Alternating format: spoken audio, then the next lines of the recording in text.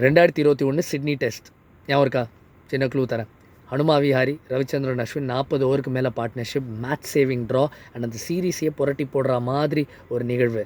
அப்படிப்பட்ட ஒரு மறக்க முடியாத ட்ரா. சரி, இன்னும் கொஞ்சம் பழைய ஒரு மேட்ச்சுக்கு போனோம்னா 2012 யார்? Australia South Africa Adelaide. Faf du பிளஸியோட டெபியூ. அவர் முதல் இன்னிங்ஸில் செம்மையாக ஆடினார்.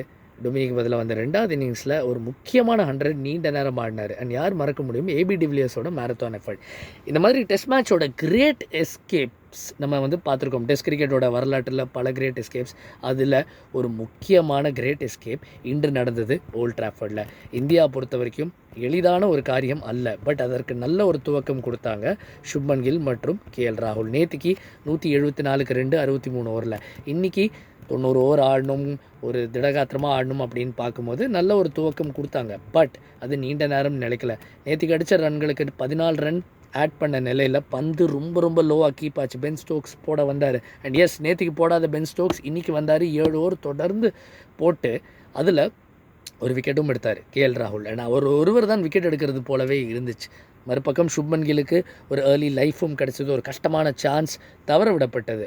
அதற்கு பிற்பாடு அவரோட 100 பூர்த்தி பண்ணார். பட் இந்தியாவோட பெரிய பிரச்சனை என்ன? இந்த சீரீஸில் 5-6 நிமிஷம் பிரேக் இருக்கிறதுக்கு முன்னாடி அவுட் ஆகுது.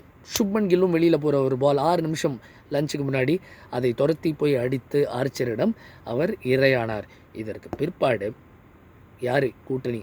2 இடது கை ஆட்டக்காரர்கள், லெஃப்ட் இஸ் ரைட் அப்படின்னு ப்ரூவ் பண்ணுற ரவீந்திர ஜடேஜா ஒரு பக்கம், வாஷிங்டன் சுந்தர், 2 பேரும் கை கோர்த்து ஆடினாங்க,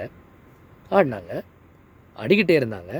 எந்த அளவுக்குனா, பென் ஸ்டோக்ஸ் கை கொடுக்க வந்ததுக்கப்புறமும் இல்லை நீங்கள் ஆடுங்க அப்படின்னு கேப்டன் சுப்மன் கில் சொல்லி கடுப்பாயிட்டார் பென் ஸ்டோக்ஸ். அவர் மட்டும் கடுப்பால் கூட ஒத்தாசைக்கெலாம் ஆள்லாம் கூப்பிட்டு வந்தாங்க. பென் டக்கெட் வந்தார் பேசுகிறதுக்கு, ஜாக் ராலி வந்தார். அண்ட் பென் ஸ்டோக்ஸ் கேட்குறாரு ரவீந்திர ஜடேஜா கிட்ட, எங்கள் ஹாரி ப்ரூக் கிட்டே நீங்கள் செஞ்சுரி அடிக்க போகிறீங்கன்னு. ஜடேஜா அழகாக டிப்ளமேட்டிக்காக ஒரு பதில் சொல்லிட்டார் அவரோட பழைய CSK நண்பன் கிட்ட. என்ன எங்கே கேட்குறீங்க? என் கேப்டனை கேளுங்க, அவர் எடுத்த முடியும். ஸோ அந்த மாதிரி ஆடினாங்க ஒரு அற்புதமான இன்னிங்ஸ். பட் நியாயமாக இங்கிலாந்து யாரை பார்த்து கோவப்பட்டு இருக்கணும்னா தங்களை பார்த்தே கோவப்பட்டு இருக்கணும். ஏன்னா முதல் பால் ஜடேஜா ஒரு கேட்ச் ஆஃபர் பண்ணார், அதை ஜகிள் பண்ணார் ஜோ ரூட்.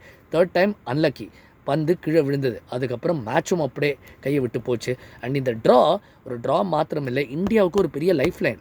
ஓவல் டெஸ்ட்டில் இந்தியா நிச்சயமாக அவங்களோட வாய்ப்புகளை ஃபேன்சி பண்ணுவாங்க. இது ஒரு பெரிய ஒரு லைஃப் லைன் அவங்களுக்கு வழங்கப்பட்டிருக்கு. அண்ட் இந்த மேட்ச்லேருந்து மாரல் வெற்றி கண்டிப்பாக இந்தியா எடுத்துகிட்டு போவாங்க. ஏன்னா 3 நாள் தான் இடைவெளி. பென் ஸ்டோக்ஸ் டயர்டாக இருக்கார். அண்ட் கடைசி ஒரு 1.5 மணி நேரம் ஸ்பின்னர்ஸ், பார்ட் டைம் போலர்ஸ் எல்லாரும், ஹாரி ப்ரூக் முதற்கொண்டு எல்லாரும் போலிங் போட ஆரம்பிச்சிட்டாங்க. அந்த மாதிரி ஒரு நிலை. இங்கேருந்து இங்கிலாந்து எப்படி மீண்டு வராங்க, இந்தியா எப்படி மீண்டு வர போகிறாங்க அடுத்த டெஸ்ட்லன்னு பார்ப்போம். தொடர்ந்து இணைந்திருங்கள், தொடர்ந்து பார்த்துக்கிட்டு இருக்கேன் Sony sports time for Tamil.